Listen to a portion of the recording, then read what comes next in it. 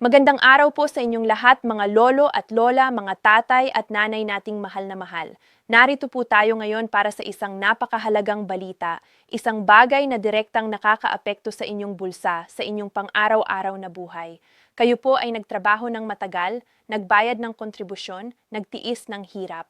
At ngayong Abril 2026, may magandang balita para sa inyo. Ang inyong regular na pensyon at ang espesyal na 3,000 add-on ay sabay na darating ngayong buwan. Huwag pong palampasin ito. Mananatili po kayo hanggang sa huli ng video na ito dahil may mga bagay na kailangan ninyong malaman bago pumunta sa bangko o sa ATM. Mga kaibigan, simulan natin sa pinakamahalagang tanong. Ano ba talaga itong 3,000 add-on at bakit ito ibinibigay ngayong Abril 2026? Ang 3,000 na ito ay hindi bago. Ito ay bahagi ng patuloy na programa ng pamahalaan na tinatawag na Social Pension o Supplementary Pension Augmentation. Isang espesyal na ayuda na ibinibigay ng gobyerno bilang karagdagang tulong sa ating mga senior citizen na may edad 60 taong gulang pataas. Para sa mga miyembro ng SSS or Social Security System, ang add-on na ito ay kaugnay ng 13th month pension benefit at ng mga espesyal na panahon kung saan isinasabay ng gobyerno ang regular na pension release sa isang dagdag na benepisyo. Para naman sa mga miyembro ng GSIS o Government Service Insurance System, ito ay konektado sa GSIS Enhanced Pension at ang tinatawag na Supplemental Pension Benefit o SPB na dati ay 2,000 NAS at ngayon ay naging 3,000 NAS na para sa mga karapat-dapat. Bakit sabay darating ngayong Abril 2026? Ang isa sa pinakamahalagang bagay na kailangan ninyong malaman ay ito. Ang pagpapalabas ng dalawang benepisyo sa iisang buwan ay hindi aksidente. Ito ay pinlano ng SSS at GSS bilang tugon sa dalawang dahilan. Una, ang Abril 2026 ay isang transition quarter, ang unang full quarter pagkatapos ng bagong taon ng pensyon. Karaniwang sa mga ganitong panahon, sinisigurado ng SSS at GSIS na naisaayos na ang mga record at naaayos ang mga benepisyo. Pangalawa, ang utos ng pamahalaan sa ilalim ng Republic Act 11199 o Social Security Act of 2018 at ng GSIS Act ay nagsasabing dapat maibigay ang lahat ng naaprobahang benepisyo ng walang pagkaantala. Kaya ngayong Abril, handa na ang sistema. Ang Staggered Release Schedule, ano ang ibig sabihin nito? Marami sa inyo ang nagtataka. Bakit hindi sabay-sabay ang lahat ng pensyonado na nakatanggap? Ang sagot ay ang Staggered Release Schedule o ang pamamahagi batay sa huling dalawang digit ng inyong SSS o GSIS number. Para sa SSS pensioners, ang mga ending number 00 hanggang 09 ay una sa bawat buwan. Ang mga ending number 10 hanggang 19 ay pangalawa at iba pa hanggang 90 hanggang 99 na siyang huli sa release. Para sa GSIS pensioners naman, ang release ay madalas na nakabatay sa alpabetikong pagkakasunod ng inyong apelyido o sa inyong GSIS Unified Multipurpose ID o UMI number.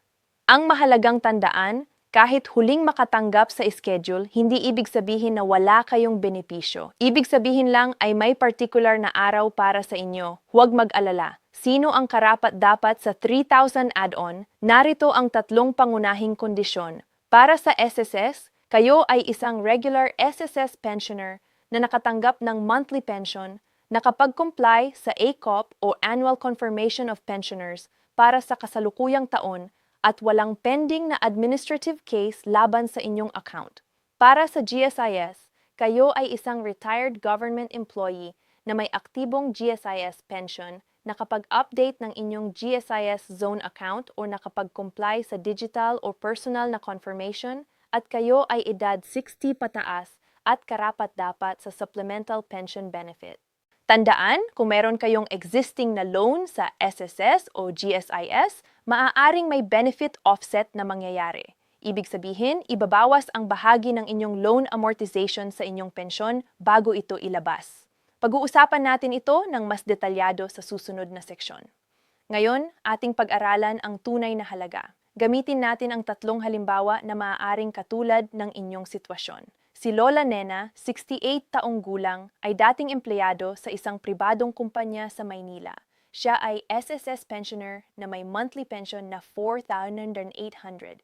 Ang kanyang Abril 2026 na tatanggapin, regular monthly pension na 4,800, add-on supplemental na 3,000, kabuuan ay 7,800. Para kay Lola Nena, ito ay isang magandang buwan. Walang ibabawas, walang pending na loan. Ang buong 7,800 ay direktang mapupunta sa kanyang SSS UMID card na nakalink sa kanyang Union Bank account. Practical na tip ni Lola Nena. Natutunan niya na suriin ang kanyang My SSS app bago pumunta sa ATM para malaman niya kung nakakredit na ang pera at hindi na siya magsasayang ng pamasahe. Si Tatay Erning, 72 taong gulang, ay dating guro sa isang pampublikong paaralan sa Cebu. Siya ay GSIS pensioner na may monthly pension na 12,500. Ngunit mayroon siyang GSIS consolidated loan na ang monthly amortization ay 1,200. Dito pumasok ang benefit offset o clawback ng GSIS. Ang kanyang Abril 2026 na tatanggapin, regular monthly pension na 12,500, 3,000 add-on SPB, bawas ang loan amortization clawback na 1,200, kabuuang matatanggap ay 14,300. Kahit may ibabawas, mas malaki pa rin ang matatanggap ni Tatay Erning ngayong Abril dahil sa add-on. Ang clawback ay hindi parusa. Ito ay automatikong koleksyon ng utang na pinagkasunduan niya nang mag-avail siya ng loan. Mahalagang payo, kung gusto ni Tatay Erning na malaman ang eksaktong balanse ng kanyang utang at kung kailan ito matatapos, maaari siyang mag-login sa GSIS Zone Portal sa gsis.gov.ph gamit ang kanyang GSIS member ID at password.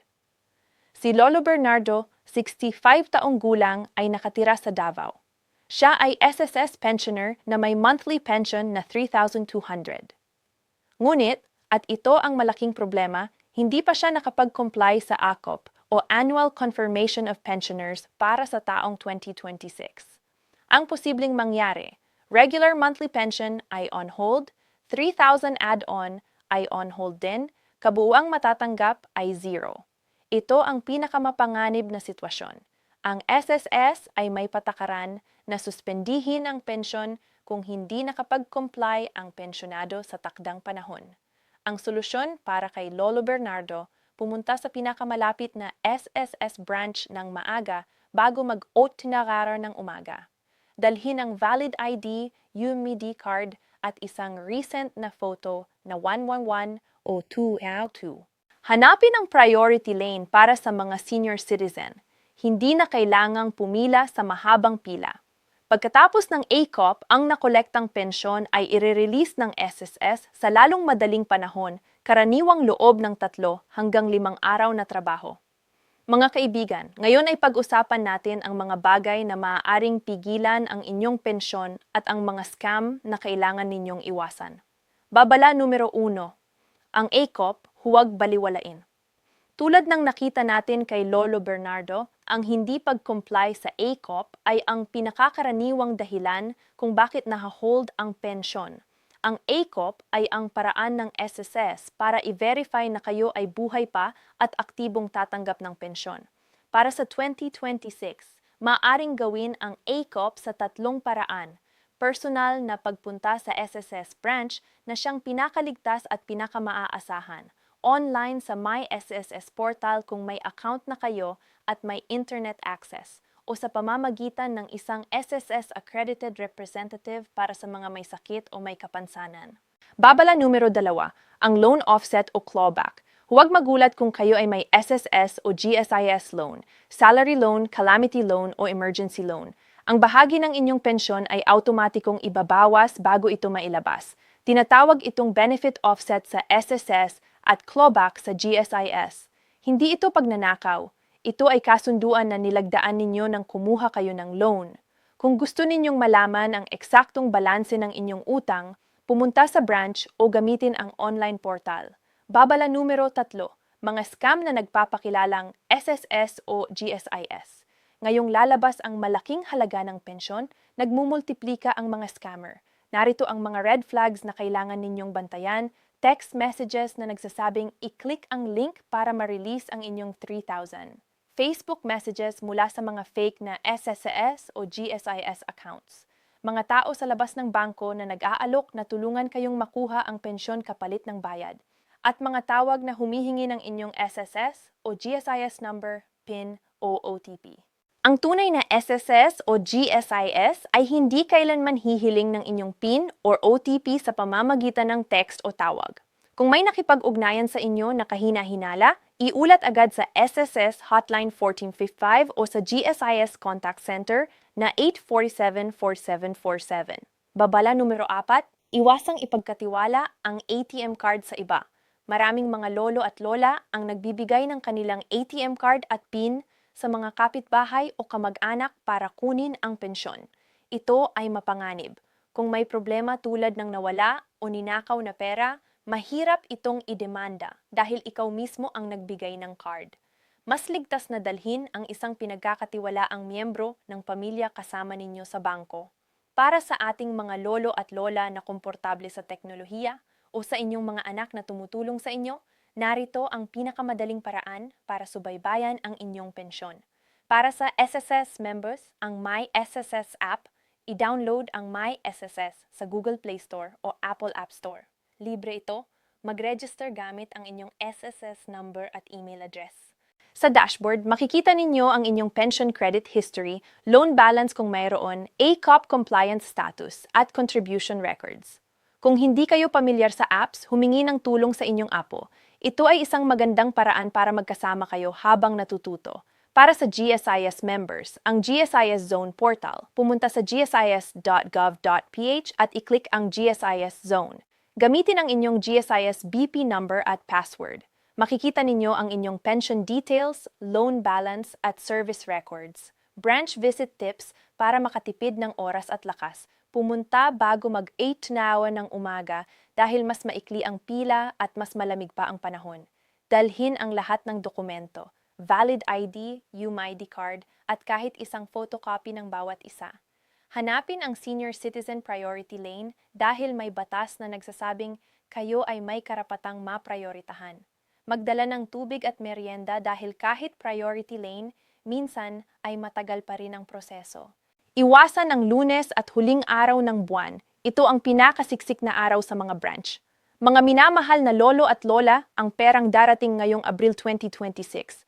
Ang inyong regular na pensyon at ang 3,000 add-on, hindi ito regalo, hindi ito tulong biyaya, hindi ito awa ng gobyerno, ito ay inyo. Kinita ninyo ito, binayaran ninyo ito bawat buwan, bawat taon, habang kayo ay nagtatrabaho, nagpapawis at nagsakripisyo para sa inyong pamilya at para sa ating bansa. Kaya huwag kayong mahiyang kunin ang lahat ng benepisyong karapat-dapat sa inyo.